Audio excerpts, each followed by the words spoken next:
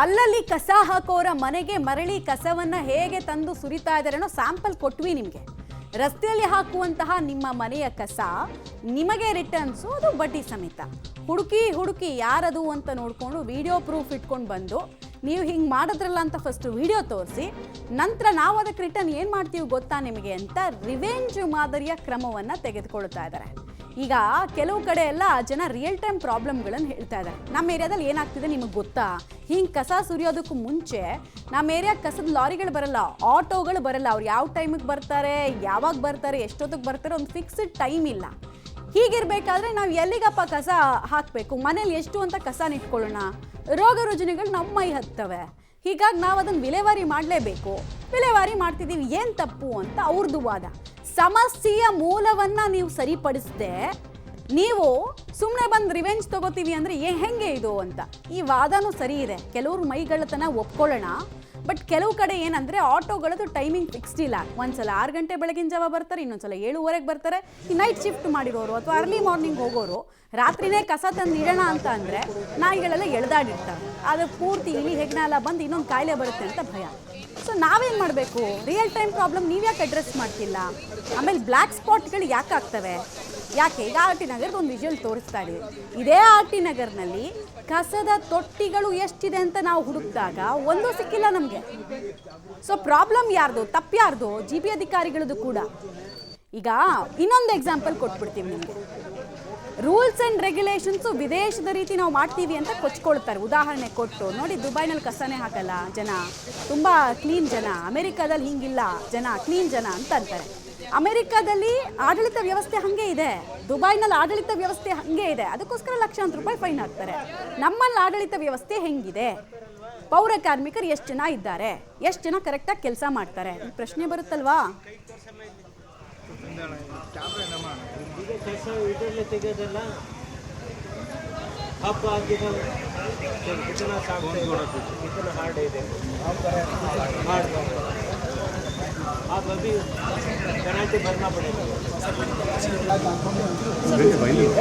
Right now जागरूकता पहले जिसमें वो लोग जो हैं देखने के बाद जो ಡೀಟೇಲ್ಸ್ ಕೊಡ್ತಾರೆ. ನೇರ ಸಂಪರ್ಕದಲ್ಲಿ ಜಾಯಿನ್ ಆಗ್ತಾ ಇದ್ದಾರೆ ಮಾದೇಶ್. ನಾಗರಿಕ ಪ್ರಜ್ಞೆ ನಾಗರಿಕರಲ್ಲಿ ಬರಬೇಕು, ಕರೆಕ್ಟ್ ವಾದ, ಕರೆಕ್ಟು, ಕೇಳಕ್ಕೆ ಚೆನ್ನಾಗಿದೆ.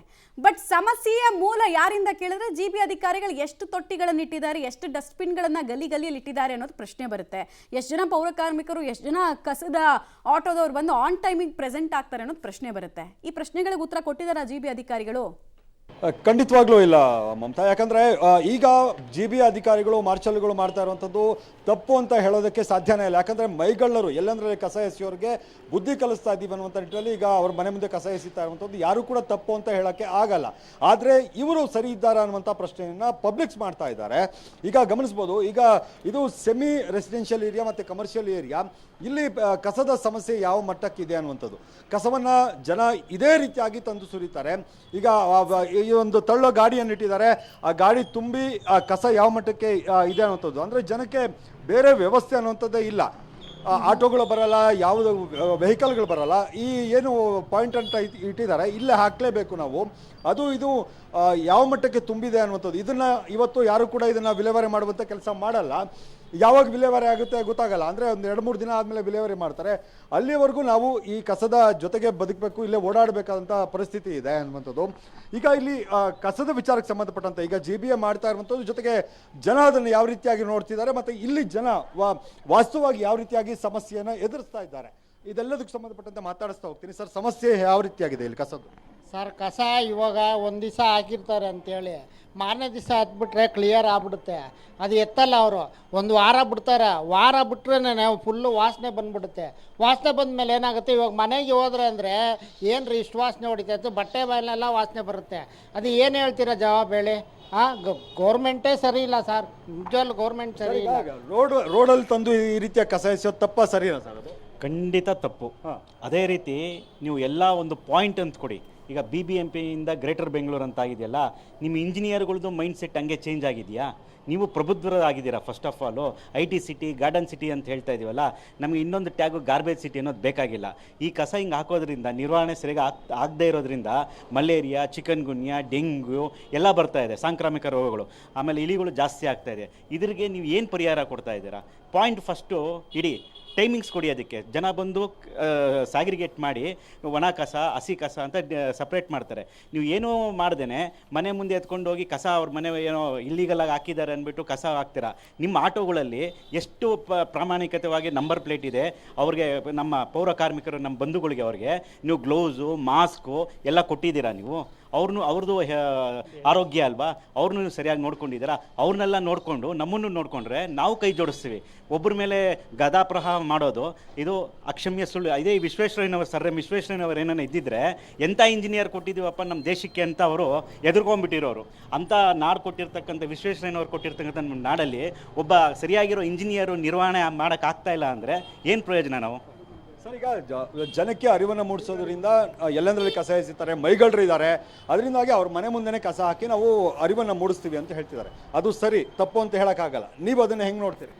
ಸರ್ ನೋಡಿ, ಇವರು ದಿನನಿತ್ಯ ಬಂದು ಕಸ ಸಂಗ್ರಹಣೆ ಮಾಡಿಬಿಟ್ರೆ ಈ ಪರಿಸ್ಥಿತಿನೇ ಬರಲ್ಲ. ಜನ ಬರಲ್ವ ಸರ್? ಇಲ್ಲಿ ವಾಹನಗಳು ಬರ್ತಾ ಇದಾವ ಇಲ್ವಾ ಈ ಏರಿಯಾಗಳಲ್ಲಿ? ವಾಹನಗಳು ಬರ್ತಾ ಇದೆ, ಕಸಗಳು ಜಾಸ್ತಿ ಇದೆ. ಇವ್ರ ಈ ಸೊಂದಿಗಳು ಚಿಕ್ಕದಿರೋದ್ರಿಂದ ಸಂಗ್ರಹಣೆ ಮಾಡೋಕೆ ಆಗ್ತಾ ಇಲ್ಲ. ಮನೆಗೆ ಬಂದರೆ ಆರಾಮಾಗಿ ಅವರು ಟೈಮ್ ಸರಿಯಾಗಿ ಬಂದರೆ ಟೈಮ್ ಸರಿಯಾಗಿ ಆಗುತ್ತೆ ಕೆಲಸ. ಅದನ್ನು ಮಾಡ್ತಾ ಇಲ್ಲ ಅವರು. ಅದು ಸ್ವಲ್ಪ ಪರಿಗಣಿಸಿ. ಸರ್, ಏನಕ್ಕೆ ಸಮಸ್ಯೆ ಆಗ್ತಿದೆ ಅನ್ಸುತ್ತೆ? ನಿಮ್ಮ ಈ ವ್ಯಾಪಾರಿ ಕೇಂದ್ರ ಮತ್ತು ಇಲ್ಲಿ ಜನ ಕೂಡ ವಾಸ ಮಾಡ್ತಾರೆ, ಏನಕ್ಕೆ ಸಮಸ್ಯೆ ಆಗ್ತಿದೆ ಅನ್ಸುತ್ತೆ? ಸರ್, ಇಲ್ಲಿ ಏನಾಗುತ್ತೆ ಅಂದರೆ ಕಸ ಸಂಗ್ರಹಣ ಮಾಡ್ತಾರಲ್ಲ, ಅವ್ರದ್ದು ಒಂದು ಟೈಮಿಂಗ್ ಇಲ್ಲ. ಬೆಳಿಗ್ಗೆ 6 ಗಂಟೆಗೆ ಬರ್ತಾರೆ, 6 ಗಂಟೆಗೆ ಬಂದು ಕಸ ತೊಗೊಂಡು ಹೋಗೋದ್ಮೇಲೆ ಮನೆ ಮುಂದೆ ಬಂದು ಯಾರೂ ಕಸ ಕೊಡಿ ಅಂತಲೂ ಇದು ಮಾಡಲ್ಲ, ಕೇಳಲ್ಲ, ಮತ್ತು ಬೆಲ್ಲು ಹೊಡಿಯಲ್ಲ. ಈ ಥರ ಇದ್ದಾಗ ಜನರಿಗೆ ಯಾವಾಗ ಗೊತ್ತಾರೆ ಅನ್ನೋದು ಗೊತ್ತಾಗಲ್ಲ. ಇಲ್ಲಿ ಎರಡೂ ಇದೆ, ರೆಸಿಡೆನ್ಷಿಯಲ್ ಇದೆ, ಕಮರ್ಷಿಯಲ್ ಇದೆ. ಎರಡು ಇರೋದ್ರಿಂದ ಕಸ ಮೇಂಟೆನೆನ್ಸ್ ಮಾಡೋದು ತುಂಬ ಕಷ್ಟ ಆಗುತ್ತೆ. ವಾಹನಗಳು ಕಷ್ಟ ಇದೆ, ಆಟೋಗಳು ಹೇಳೋಂಥ ಅವ್ರು ಹೇಳೋ ಲೆಕ್ಕದಲ್ಲಿ ಆಟೋಗಳಿಲ್ಲ. ಅದು ಆಟೋಗಳು ಮತ್ತು ಗಾಡಿಗಳು ಇದ್ದರೆ ಈ ಕಸ ಸಮಸ್ಯೆ ಬರೋಲ್ಲ. ನೀವು ಮಾಡ್ತಾ ಇರೋದು ಒಳ್ಳೇದು, ಕಸ ಹಾಕಬಾರ್ದು, ಮುಕ್ತ ಮಾಡಬೇಕು ಅನ್ನೋದು. ಆದರೆ ಕಲೆಕ್ಟ್ ಮಾಡಬೇಕಲ್ವಾ? ಮನೆಗೆ ಬಂದು ನೀವು ಕಸ ಕೊಡಬೇಕು ಅನ್ನೋದನ್ನ ಇದನ್ನ ಅವೇರ್ನೆಸ್ ಮಾಡಬೇಕು. ನೀವು ಅದು ಮಾಡಿಲ್ಲ ಅಂದರೆ ಜನರಿಗೂ ಗೊತ್ತಾಗಲ್ಲ. ಸರ್, ನೀವೇನು ಹೇಳ್ತೀರಿ ಸರ್? ನೀವು ಮಾಜಿ ಕಾರ್ಪೊರೇಟ್ರು ಹೆಂಗೆ ನೋಡ್ತೀರಿ? ನೋಡಿ, 2020ವರೆಗೂ ಒಂದು ರೀತಿಯಲ್ಲಿ ಕಸ ಮನೆಗೂ ಬರೋರು, ಮನೆಗೆ ಬಂದು ಕಸ ತಗೊಂಡೋಗೋದಕ್ಕೆ ವಿಜಿಲ್ ಹಾಕೋರು, ಸೌಂಡ್ ಇರೋದು, ಹಾಡು ಹಾಕೋರು, ಕಸಕ್ಕೋಸ್ಕರ ಬಂದಿದ್ದೀವಿ.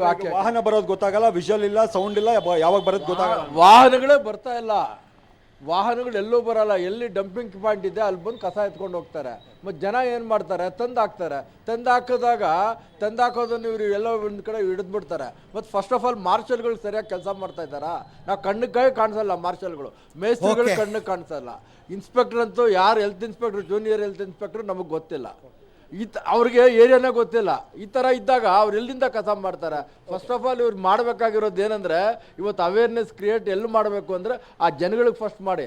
ಇವತ್ತಿನ ದಿವಸ ಎಷ್ಟು ಆಟೋಗಳು, ಈಗ 125ರಿಂದ 130 ಆಟೋ ಇರಬೇಕು. ಎಲ್ಲಿದೆ 125, 130 ಆಟೋ?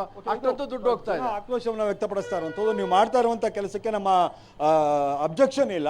ಆದರೆ ಮೊದಲು ನೀವು ಸರಿಯಾಗಿ ವ್ಯವಸ್ಥೆಯನ್ನು ಸರಿ ಮಾಡಿ, ಕಸ ಎಲ್ಲ ಹಾಕಬೇಕು, ಕಸ ಯಾವ ರೀತಿಯಾಗಿ ಸಂಗ್ರಹ ಮಾಡಬೇಕು, ಆ ವ್ಯವಸ್ಥೆನೇ ಇಲ್ಲ ಅಂತಂದ್ರೆ ನಾವೇನ್ ಮಾಡೋದು ಅಂತ.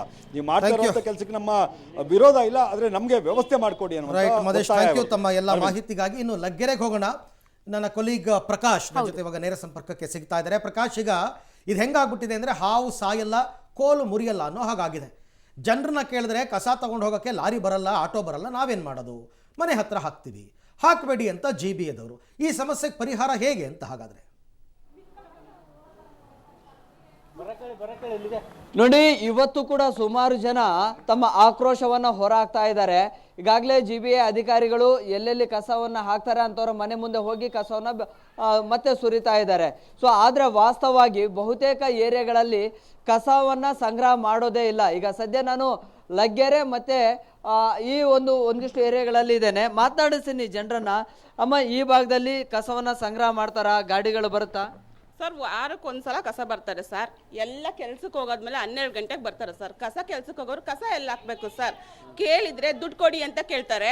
15 ದಿನ ಆದ್ರೂ ಬರಲ್ಲ, ತಿಂಗಳಾದ್ರೂ ಬರಲ್ಲ, ದುಡ್ಡು ಕೊಡಿ ಅಂತ ಕೇಳ್ತಾರೆ ಸರ್. ದುಡ್ಡು ಕೊಟ್ರು 1 ತಿಂಗಳು ಬಿಟ್ಕೊಂಡು ನಮಗೇನು ಕೆಲಸ ಕಾರ್ಯ ಇರಲ್ವಾ? ನಿಮಗೆ ಇಲ್ಲಿ ಬಂದ್ರೆ ನಮಗೇನು ಹಬ್ಬ ಇರಲ್ವಾ? ನಮಗೇನು ಬೇರೆದಿರಲ್ವಾ? ನಾವು ಹೋಗೋದು ಬೇಡವಾ ಅಂತೆಲ್ಲ ನಮಗೆ ಆವಾಜ್ ಆಗ್ತಾರೆ ಸರ್. ನಾವು ಬರೋದೇ ಇಲ್ಲ ಅಂತ ಹೇಳ್ತಾರೆ. ಕಂಪ್ಲೇಂಟ್ ಮಾಡಿ ಅಂತ ಹೇಳ್ತಾರೆ. ಯಾರ ಹತ್ರ ಕಂಪ್ಲೇಂಟ್ ಮಾಡೋಣ ಸರ್? ನಾವು ಆ ಕಡೆ ಅಲ್ಲಿ ಇಲ್ಲಿ ಹಾಕಿದ್ರೆ ಕಸ ತಗೊಬಂದು ಇಲ್ಲ ಹಾಕ್ತೀರ ಅಂತ ಫೋಟೋ ಹಿಡಿತಾರೆ. ಮನೆ ಹತ್ರನೇ ಕಸದವ್ರು ಬಂದ್ರೆ ನಾವೇ ಅಲ್ಲಿ ಇಲ್ಲಿ ಹಾಕ್ತಿವಿ ಅಲ್ವಾ? ಅವ್ರು ಬಂದು ಕಸ ಹಾಕ್ಸ್ಕೊಂಡ್ರೆ ನಾವು ಕರೆಕ್ಟಾಗಿ ಕಸ ಹಾಕ್ತೀವಿ. ನಾವು ಅಲ್ಲಿ ಇಲ್ಲಿ ಹೋಗಿ ಹಾಕಲ್ಲ. ಅದು ಅವ್ರ ಪ್ರಾಬ್ಲಮ್. ಬರ್ಬೇಕು ಸರ್ ಕಸನ. ನಿಮ್ಮ ಮನೆಗಳ ಹತ್ರ ಗಾಡಿ ಬರುತ್ತಾ ಕಸದ ಗಾಡಿ? ಬರಲ್ಲ ಸರ್. ನಾವು ಚೀಲಕ್ಕೆ ಹಾಕಿ ತುಂಬಿಸಿದ್ದೀನಿ ಹಂಗೇನು. ನಾವು ಕೆಲ್ಸಕ್ಕೆ ಹೋಗ್ಬಿಡ್ತೀವಿ ಇನ್ನು ಯಾವಾಗ ನಾವು ಹಾಕೋದೀಗ ಸರ್? ಈಗ ಕಸಕ್ಕೂ ಟ್ಯಾಕ್ಸ್ ಕಟ್ತಾರೆ ಜನ, ಆದ್ರೂ ಕೂಡ ಕಸವನ್ನ ಹಾಕ್ಬಿಟ್ಟಿದ್ದಾರೆ ಆಕ್ಚುಲಿ. ಬಟ್ ಅದೆಲ್ಲ ಗೊತ್ತಾಗುತ್ತಲ್ಲ, ಬಂದು ಕಲೆಕ್ಟ್ ಮಾಡ್ತಾರೋ ನೋಡ್ಬೇಕೋ ಇಲ್ಲೋ. ಇವಾಗ ಕಸ ವಿಲೇವಾರಿಗಂತ ಕಂದಾಯದಲ್ಲಿ ಸೆಸ್ ಹಾಕಿದ್ದಾರೆ. ಬಟ್ ಎಲ್ಲ ರೋಡ್ಗೂ ಕಲೆಕ್ಟ್ ಮಾಡೋರು ಬರ್ತಾ ಇದಾರ ಇಲ್ಲ ಅಂತ ನೋಡ್ಬೇಕು ತಾನೆ ಸರ್ ಅವರು. ಅದು ನೋಡ್ತಾ ಇಲ್ವಲ್ಲ, ಬರೀ ದುಡ್ಡು ಮಾಡೋದಕ್ಕೆ ಏನು ಬೇಕೋ ಅದು ಮಾಡ್ತಾರೆ. ಅವ್ರ ಕೆಲಸ ಅವ್ರು ಮಾಡ್ತಾ ಇದಾರೆ, ಅದು ನೋಡ್ತಾ ಇಲ್ವಲ್ಲ ಅವರು. ಓಕೆ ಅಮ್ಮ, ಈಗ ಕಸ ಯಾರಾದ್ರೂ ಎಲ್ಲಂದ್ರಲ್ಲೇ ಕಸ ಏನಾದ್ರೂ ಹಾಕಿ ಹೋದ್ರೆ ಅಂಥವ್ರನ್ನ ಪತ್ತೆ ಹಚ್ಚಿ ಅವ್ರ ಮನೆ ಮುಂದೆನೆ ಕಸ ಹಾಕೋದು, ದಂಡ ಹಾಕೋದು ಮಾಡ್ತಾರೆ. ಈಗ ಕಸ ಗಾಡಿಗಳೇ ಬರೋದಿಲ್ವಲ್ಲ, ಯಾರ ಮನೆ ಮುಂದೆ ಆಗ್ಬೇಕಂತೆ? BBMP ಆಫೀಸ್ ಮುಂದೆ ತಗೊಂಡೋಗಿ ಸುರಿಬೇಕು ನಾವು. ಈಗ ಅಷ್ಟೇ. ಈಗ ಕಸ ಬಂದ್ರೆ ನಾವು ಮನೆ ಹತ್ರ ಕಸ ಹಾಕ್ತಿವಿ. ಕಸ ಬರ್ಲಿಲ್ಲ ಅಂದ್ರೆ ಅಲ್ಲಿಲೇನೆ ಹಾಕೋದು ಸರ್. ಈಗ ಅಲ್ಲಿಂದ ಫೋಟೋ ತೆಗೆದು ನಮ್ಮ ಮನೆ ಹತ್ರ ತಂದು ಹಾಕ್ತಾರೆ, ನಾವು BBMP ಆಫೀಸ್ ಹತ್ರನೇ ಹಾಕ್ತಿವಿ. ನೆಕ್ಸ್ಟ್ ಅದನ್ನೇ ಮಾಡ್ತೀರಿ ನೀವು? ಅದನ್ನೇ ಮಾಡ್ತೀವಿ. ಅಮ್ಮ, ನೀವೇನ್ ಹೇಳ್ತೀರಿ? ಕಸದ ಗಾಡಿಗಳು ಬರ್ತಾ ಇದೆಯಾ? 1 ವಾರ ಆದ್ರೂ ಬರಲ್ಲ, 15 ದಿವಸ ಆದ್ರೂ ಬರಲ್ಲ. ಮತ್ತೆ ನಾವು ಹಾಕಕ್ ಹೋದ್ರೆ ಏನ್ ಮಾಡ್ತಾರೆ, ದುಡ್ಡು ಕೇಳ್ತಾರೆ. ಏನಾರು ಹಾಕಕ್ ಹೋದ್ರೆ 150 ಕಾಸು ಕೊಡ್ರಿ ಅಂತಾರೆ, ಕಾಪಿ ಮಾಡ್ಕೊಡಿ ಅಂತಾರೆ. ನಾವ್ ಎದ್ದಳದೇ ಲೇಟು, ಮಕ್ಳಿಗೆ ತಿಂಡಿ ಮಾಡೋದು ಎಲ್ಲಿ, ಅವ್ರಿಗೆ ಕಾಪಿ ಮಾಡ್ಕೊಡೋದು ಎಲ್ಲಿ? ಓಕೆ, ಇದು ಜನರ ಅಸಮಾಧಾನ. ಸರಿಯಾಗಿ ಗಾಡಿಗಳೇ ಬರೋದಿಲ್ಲ. ಹೀಗಿರುವಂತ ಸಂದರ್ಭದಲ್ಲಿ ನಾವೆಲ್ಲಿ ಹೋಗಿ ಕಸವನ್ನ ಹಾಕಿ ಬರ್ಬೇಕು ಅನ್ನುವಂಥದ್ದನ್ನ ಪ್ರಶ್ನೆ ಮಾಡ್ತಾ ಇದ್ದಾರೆ. Thank you Prakash. ತಮ್ಮ ಎಲ್ಲ ಮಾಹಿತಿಗೆ. ಈಗ 198 ವಾರ್ಡ್ ಇತ್ತು ಯಾವುದು ಬೃಹತ್ ಬೆಂಗಳೂರು ಮಹಾನಗರ ಪಾಲಿಕೆ ಇದ್ದಾಗ. GBA ನಲ್ಲಿ 300 ಚಿಲ್ಲರೆ ಮಾಡ್ಕೊಂಡಿದ್ರು. ನನ್ನ ಪ್ರಕಾರ ಬೆಂಗಳೂರಿನಂತ ಇಷ್ಟು ದೊಡ್ಡ ಸಿಟಿಗೆ ವಾರ್ಡ್ಗೊಂದು ಆಟೋ ಬೇಡವಾ?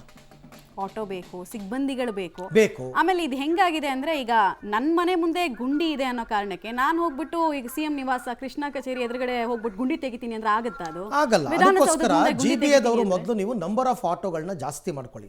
ವಾರ್ಡ್ಗೊಂದೊಂದು ಕಂಪಲ್ಸರಿ. ಇದೆಲ್ಲ ಸಮಸ್ಯೆ ಆಗಿರೋದು ಏನು ಗೊತ್ತಾ? ನಮ್ಮಲ್ಲಿ 5 ವರ್ಷದಿಂದ ಕಾರ್ಪೊರೇಟರ್ಗಳಿಲ್ಲ, ಎಲೆಕ್ಷನ್ ನಡೆದಿಲ್ಲ. ಕಾರ್ಪೊರೇಟರ್ಗಳಿದ್ರೆ ಅಟ್ಲೀಸ್ಟ್ ಅವರು ವಾರ್ಡನ್ನು ಅವ್ರು ನೋಡ್ಕೋತಾರೆ. MLAಗಳು ಎಷ್ಟು ಅಂತ ನೋಡೋಕ್ಕಾಗುತ್ತೆ? ಆಗಲ್ಲ. ಇದೆಲ್ಲ ಸಮಸ್ಯೆಯ ಮೂಲ ಅಲ್ಲೇ ಇದೆ. ಓಕೆ, ನಿಮ್ಮ ಏರಿಯಾದಲ್ಲೂ ಏನಾದರೂ ಈ ಥರದ ಸಮಸ್ಯೆ ಆಗಿದ್ದರೆ ಕರೆ ಮಾಡಿ, ಮಾತನಾಡಿ ನಮ್ಮ ಜೊತೆಯಲ್ಲಿ. ನಿಮ್ಮ ಸಮಸ್ಯೆ ಅಂತ ಹೇಳ್ಕೊಳ್ಳಿ. ಏನಿದೆ ಅದಕ್ಕೊಂದು ಪರಿಹಾರ ಏನಾದರೂ ಕಂಡುಹಿಡಿಬೋದಾ ನೋಡೋಣ.